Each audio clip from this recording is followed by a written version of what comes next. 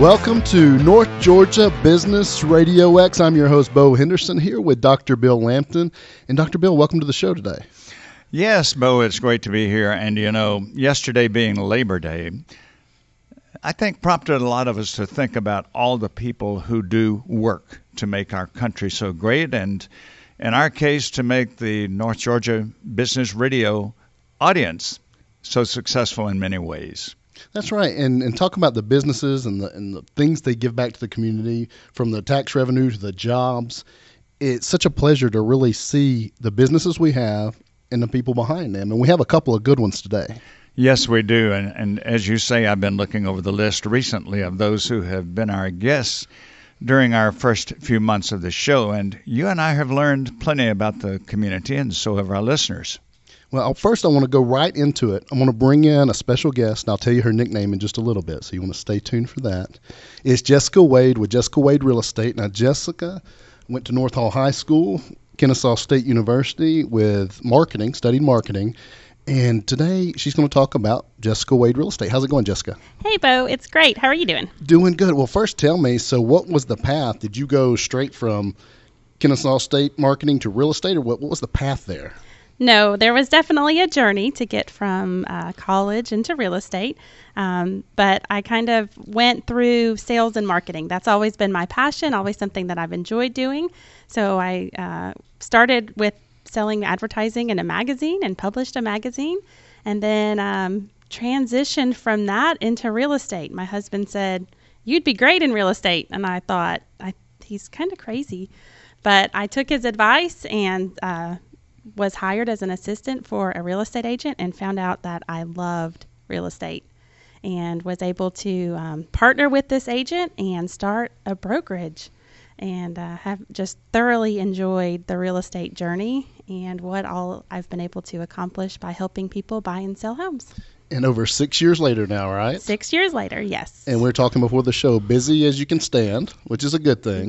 It's a wonderful thing, yes. But I think real estate is a lot more complicated than a lot of people think. I think it sounds like a good idea. Why don't you go be a real estate agent? So my question is, has there been some, well, let's do both sides. What's your favorite thing about real estate? And what's been, let's say it a nice way, what's been the most challenging thing you've run across? So yes, people say all the time, "Oh my goodness, I think I would be great at real estate. What do you think?" I love looking at houses, and I love to say that is such a small percentage of what real estate agents do. What I absolutely love about real estate and what it allows me to do is to help people through probably their largest investment purchase or their largest investment sale. And there's a lot of emotions that get kind of brought up into that real estate purchase and sale process. So I absolutely love being able to walk alongside individuals as they navigate that world. So I kind of call myself more of a counselor than a real estate agent when it comes to those situations. Something that I also love about real estate is no 2 days are ever the same. There you go. Ever. And so some of the challenging things that I've had, I have learned more about septic systems and chimneys than I ever knew. Or wanted to know. Yes, the baffles and the cracks and the structures and all of those things. Those have been very eye-opening to me at what all can happen to septic systems and chimneys, kind of strangely enough. So. Yeah, I think one of the things that an outsider who talks to you and says, "Gee, I think I'd like to go into real estate," they don't recognize how much you need to know. Well, the real estate exam itself is tough enough. And then another thing we all know, who know the facts about real estate, is that while other people are enjoying the golf course or the lake on the weekends, you might get phone calls that you have to pay a lot of attention to. Yes, that is absolutely true. So yesterday was Labor Day, and I do try to limit my business with my personal, but I was absolutely negotiating a contract yesterday, and that just goes with the nature of the business. A lot of times people want answers right away. Again, it's their largest typical investment. So as a seller, they're like, "Oh my gosh, you got an offer. Well, I need to see it right away." So, and I do want to respect that. So yes, you are working a lot. Now, there are many businesses that have a 9 to 5 sign on their door. You can't have that, can you? Right. That is an accurate statement. Yes. Well, I think you brought up a great point. Say you're dealing with 10 clients. To that, each one, this is probably the most important thing in their life right now. And realizing that can really help, because they're not thinking, hey, I'm one of 10 this lady's helping here. Right. This is the most important thing in my life. Right. Yes. And I do try to let everyone know that they are a huge priority, but you do have to set those boundaries and set realistic expectations. Yeah. Well, maybe I will ask you that. So what would be 2 or 3 tips to being a good client or good customer when you're selling or buying a house? I think, just being patient and waiting on the real estate agent to reach out to you. Sometimes we'll have showings and the client is like, well, what did they think? They just left 10 minutes ago. What did they say?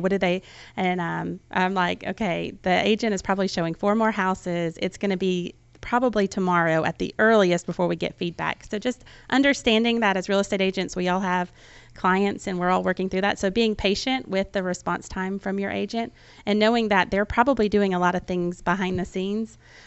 Something else is making sure before you go look at properties, get pre-qualified with the lender.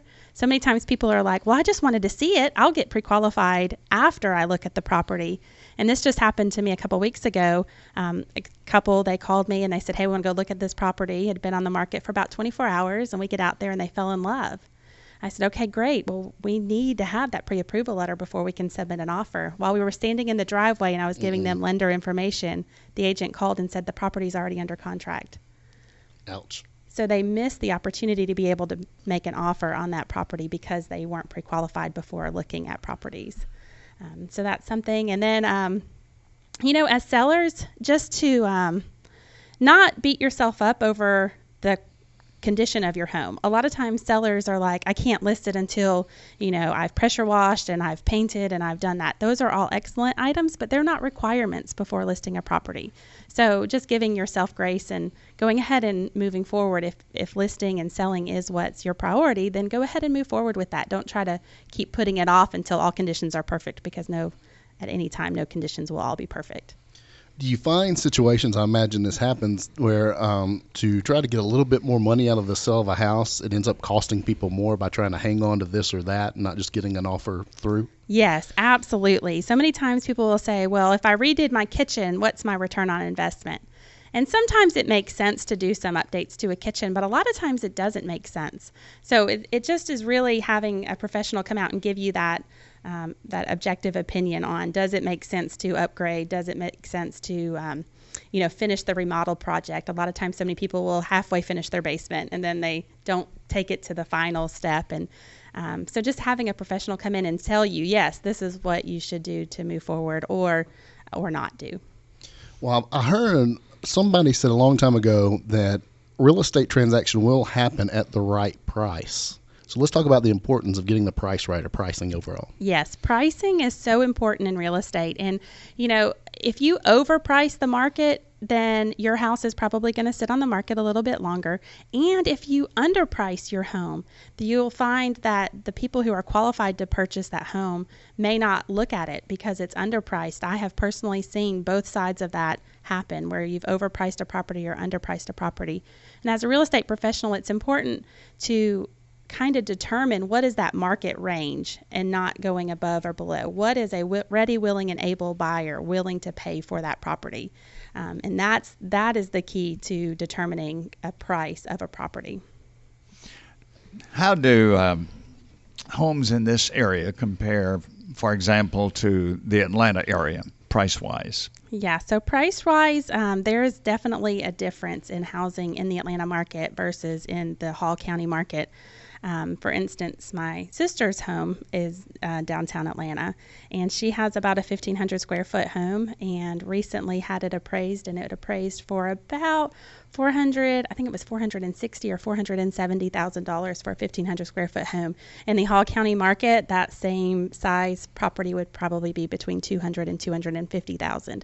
So there definitely is an advantage to living in the suburbs if price is an issue for you, and then obviously that increases your commute time if you work in downtown. And as far as the Atlanta market goes, it varies from county to county. Yes, and so much of real estate does vary, but even as small as school district to school district. In Hall County, we have a difference in pricing from the East Hall School District to the North Hall or Flowery Branch School District. And now with the brand new Cherokee Bluff District, that all those little districts have a variation in pricing. So absolutely, from county to county is there a difference, but there's also a difference as small as school district to school district. To what extent, Jessica, do you have to satisfy the entire family? For example, the parents might like a place, but they got 3 children who are shaking their heads. Yes. So like I said earlier, I feel like I'm a counselor a lot of the times. A lot of times it's the kids versus the parents, or it's the husband versus the wife. So I'm kind of having to be the negotiator and and just really mediate those emotions and those feelings through the process. It's great when we walk into a property and everybody is excited. That's obviously what we're going for, is we want all parties to be happy about it. And it makes my job difficult if I have a wife coming to me saying, gosh, I cannot believe he likes this house. And I'm like, oh no. But yeah, like I said, a lot of times I am just really controlling emotions and just being those counselors and listening ears and helping people see the pros and the cons for different situations. Well, I like the way you said that it's a guide, because that's really, I think, what people are looking for, is help me through this process, because there's so many little details that you have to do from the starting to look for a house, getting the paperwork right, and really closing. But I did have another question come up, Jessica. I've been seeing a lot of this marketing with these instant offer type of real estate companies. What is that all about? Yes. So, in our area, we have a couple of companies that are doing that. We've got the Zillows, the Open Doors, OfferPads. In other markets, there's other ones of these instant offers coming online. And sometimes those make excellent options, and sometimes they don't. But regardless of if you're going to use one of those options or look into it, understand that the real estate process is very legal, and it's important to seek proper counsel before you sign any agreement with any of those companies. I just had a dear friend of mine was trying to sell her home to one of these companies. They were already through the due diligence period, and the other company sent over a unilateral termination saying that it was a poor business decision to move forward with the purchase. And unfortunately, legally, what they did was illegal. You can't breach the contract at that point.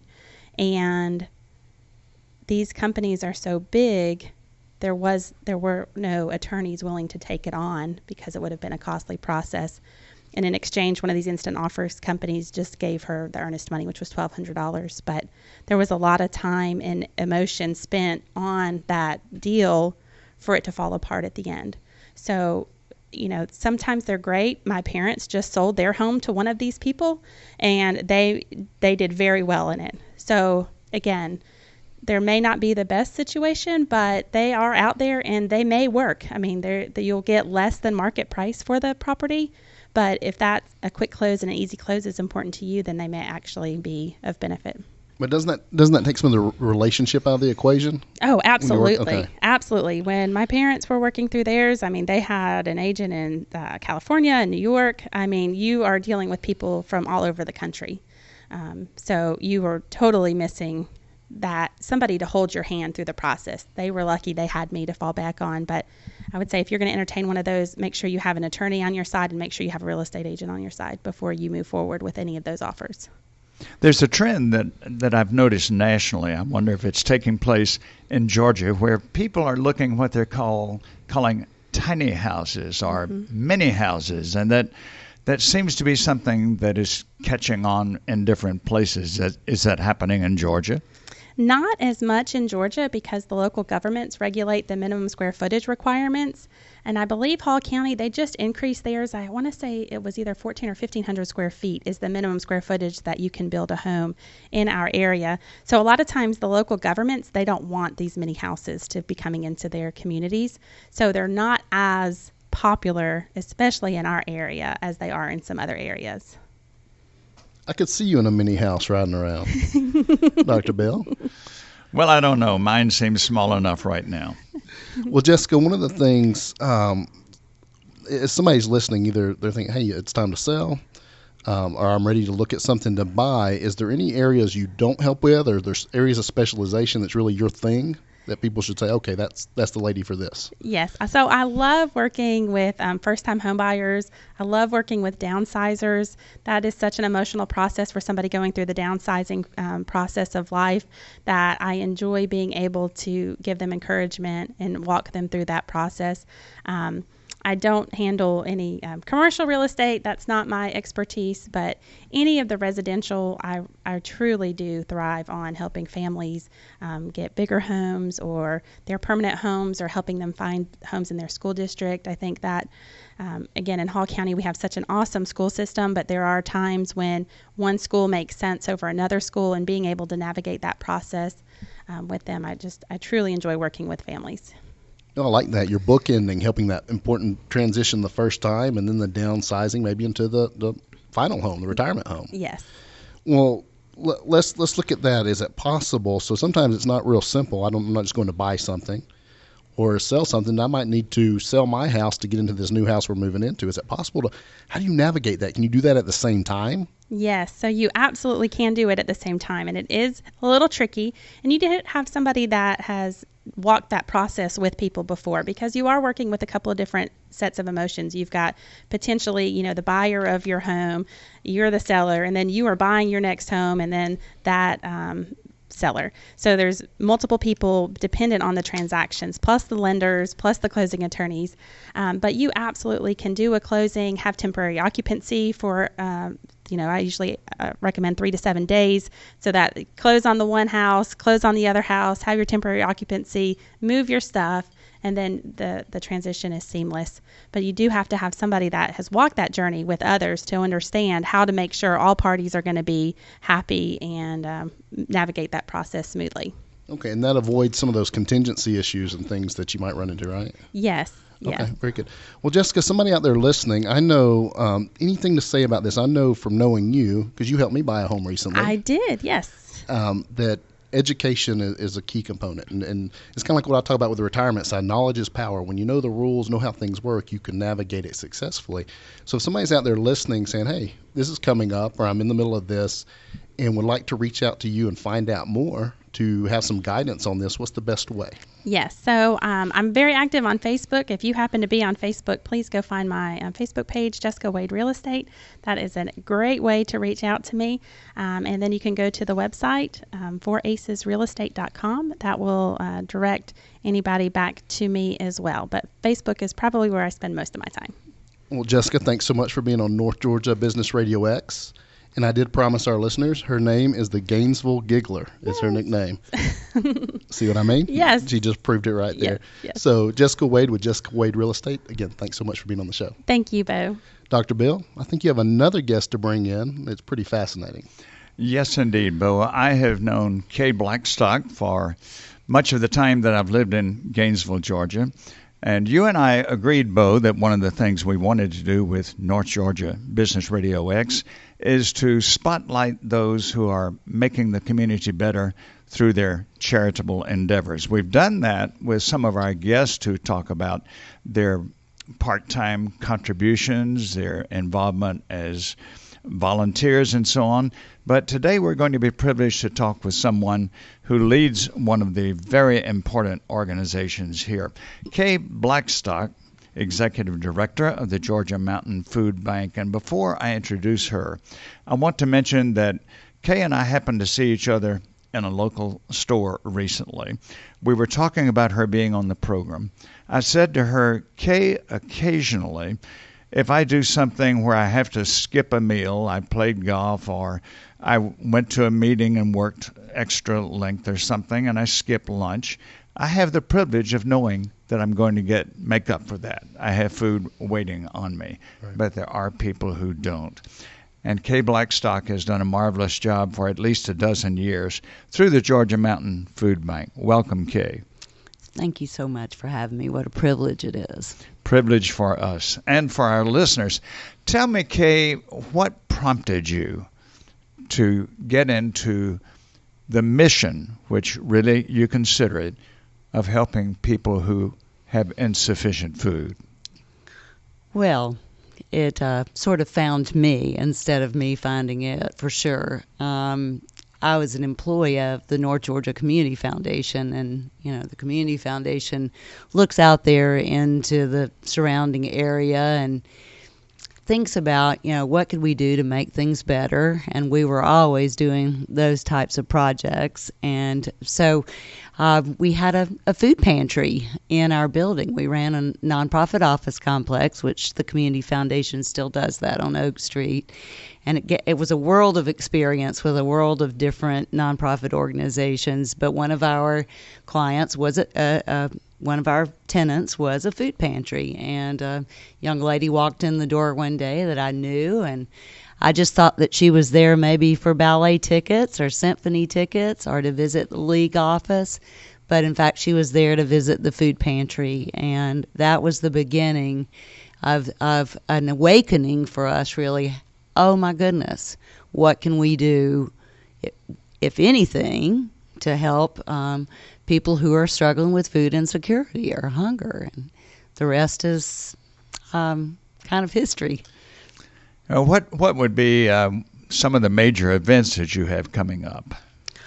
Well, obviously our annual Empty Bowl Lunch is coming up on Tuesday, September the 24th, and it's a big event for us. It's our only fundraiser, but this year we moved it to the Ramsey Conference Center at Lanier Technical College so that we could invite even more people to participate. Last year we had over 850 guests, so now we have room for just a few more. So. Is this the one where people buy bowls that have been painted?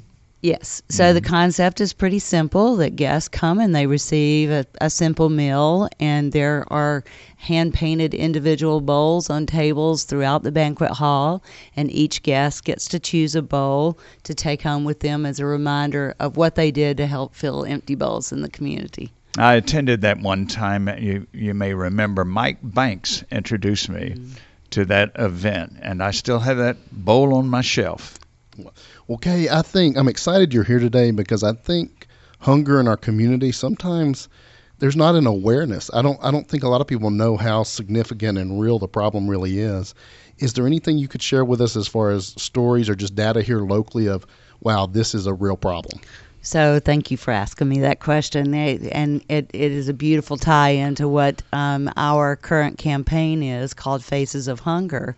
And the idea is that hunger, the face of hunger, could look just like you, or look just like the person sitting next to you. There's not a stereotype. Many people suffer in silence. As a single mother with 3 small children, I had multiple jobs, and I worked to make ends meet. And I was fortunate that I had family to help me, but a lot of people do not. And they're making difficult choices. Whether you put gas in your car or you pay the rent, and then how are you going to go to the grocery store and buy your groceries? So the numbers are really startling, and I always have people ask me, well, if the economy has gotten better, then I'm sure that you're not seeing as many people, but it's quite the opposite, because the folks that were already struggling when the economy went in the tank never had, that took them down even further. And yes, things have improved, thankfully. Things have improved for lots of people.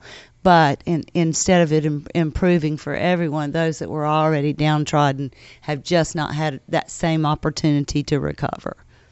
I think our local media has done a fairly good job of alerting us to the fact that homelessness is still a huge problem, and I would imagine there's a tie-in there with hunger. There's a huge tie-in with homelessness, and homelessness is not necessarily folks that are visible to your eye. There are lots of families, and we encounter them frequently, who are living either in their automobiles with their children, or they're going from place to place trying to just have a roof over their head. And I recently had a mother with a teenager and a small baby come to our facility, and even though we're not a direct client service facility, we're a distribution warehouse for the other food pantries, we still have somewhere around 50 to 60 different families show up to our building looking for food assistance. And she was in a van, and they had a tiny baby, and they came in asking for assistance, and I went to the car with them, and mattresses and blankets and all of their belongings were in the back of that van, and that's where they were sadly living.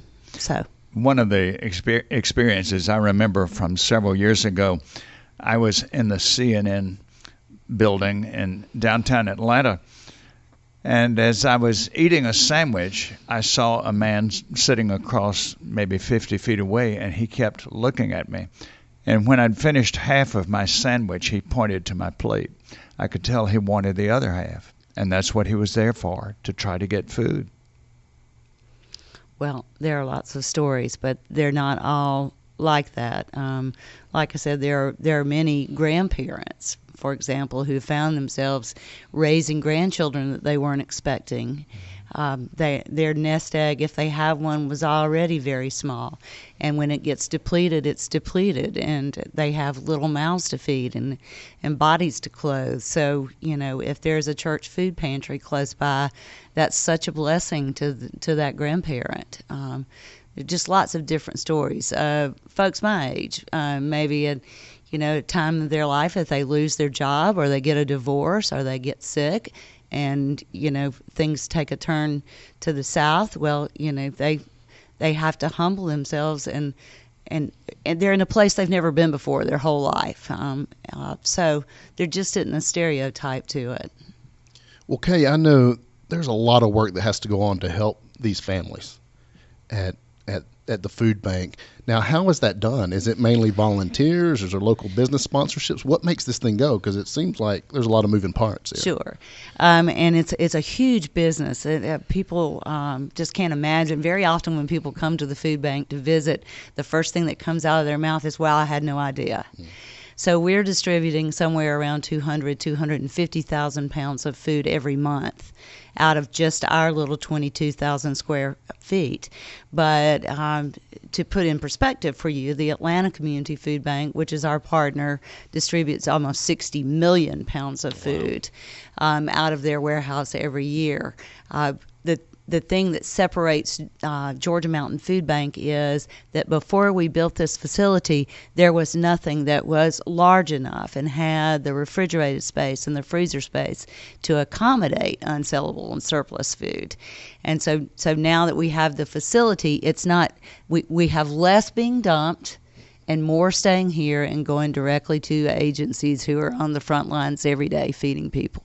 So we serve as a distributor. I say a micro performance food service in Oakwood. Instead of sending our food to restaurants, we're sending our food to food pantries and other feeding groups in 5 counties here in North Georgia. Okay, and that was what I was going to ask. The territory might be a bad word, but what are those? Is the contiguous counties around Hall, or what's that?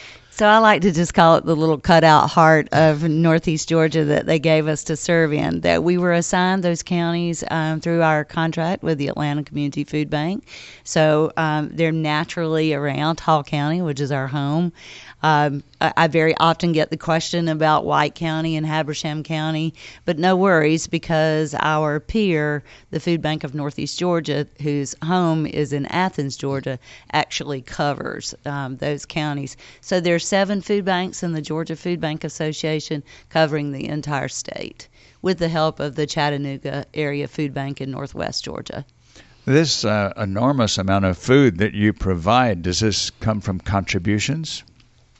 Well, again, we are kind of unique. There's not one like us that I'm aware of anywhere within the Feeding America network, but we're a partner distribution organization of the Atlanta Community Food Bank, and our primary source of food is salvage from retail grocery stores.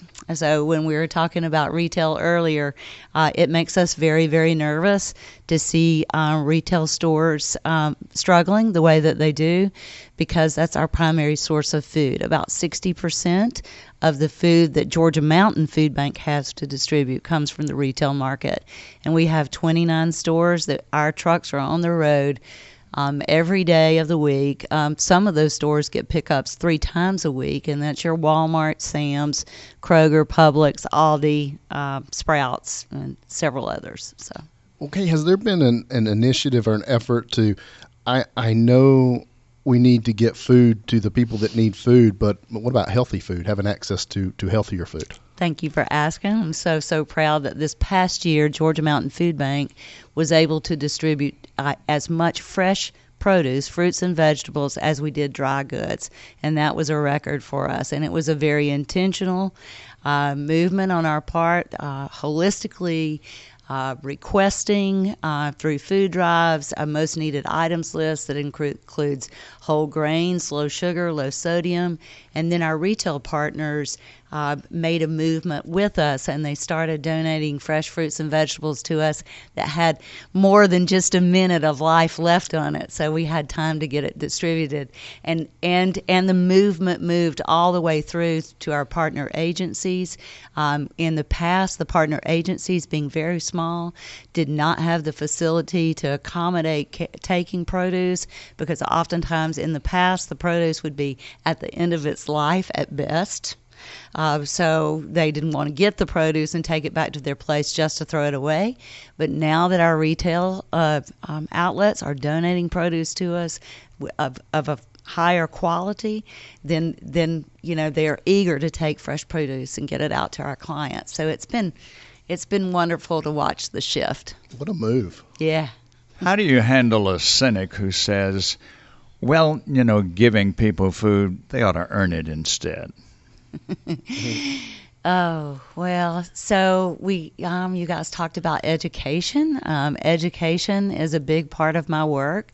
I thought after 12 years, you must be living under a rock if you don't understand what we're doing here. But many, many, many times, if I go and I have the privilege to speak in front of an audience, I will say, if this does not touch your heart like it does mine, let me help you with a business situation here. There's plenty of food, and we always knew that. I mean, that's why we got into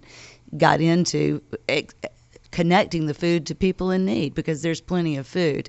So would you just prefer that we just throw that surplus food into the garbage can, or would you like to have it consumed by human beings who desperately need it? I mean, your choice. And sometimes you got to break it down, a little mind shift there. I can see You that. do have to break it down to a mind shift. Well, if somebody's out there listening, and Kay, you've done such a good job educating us today on what's going on out there, is there anything you would want to get out beyond what we said to the public about what you do, the food bank, and any other just information?